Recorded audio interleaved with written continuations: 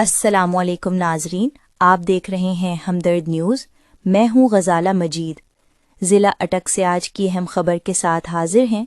مرکزی جامعہ مسجد خوشبوئے مدینہ اوان آباد اٹک کینٹ میں جمعہ کی اجتماع سے خطاب کرتے ہوئے معروف عالم دین علامہ مفتی رفاقت علی حقانی نے کہا کہ نفس کی 7 اقسام ہیں اور اس حوالے سے صوفیاء کرام کا نقطۂ نظر ہمارے لیے رہنمائی کے ذریعہ ہونا چاہیے۔ بے شک خود احتسابی ہی اصلاح معاشرہ کی بنیاد ہے۔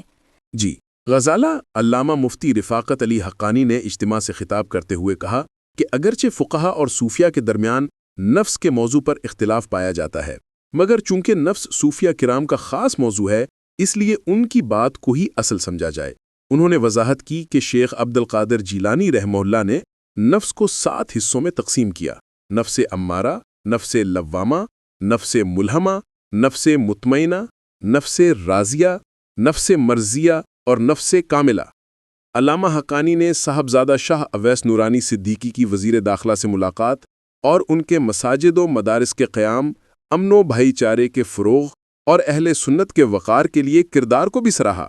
انہوں نے افسوس کا اظہار کرتے ہوئے کہا کہ آج کے دور میں غیر تربیت یافتہ اور غیر تعلیم یافتہ فیس بک مفتیوں اور نام نہاد پیروں نے اسلام کو بدنام کرنے کی کوئی کسر نہیں چھوڑی۔ ان کا کہنا تھا کہ دوسروں پر انگلیاں اٹھانے سے بہتر ہے کہ ہم سب اپنا اپنا محاسبہ کریں۔ محمد عاشق، آپ کا بہت شکریہ تفصیلی رپورٹ کے لیے۔ مزید خبریں اور اپڈیٹس کے لیے دیکھتے رہیے ہمدرد نیوز۔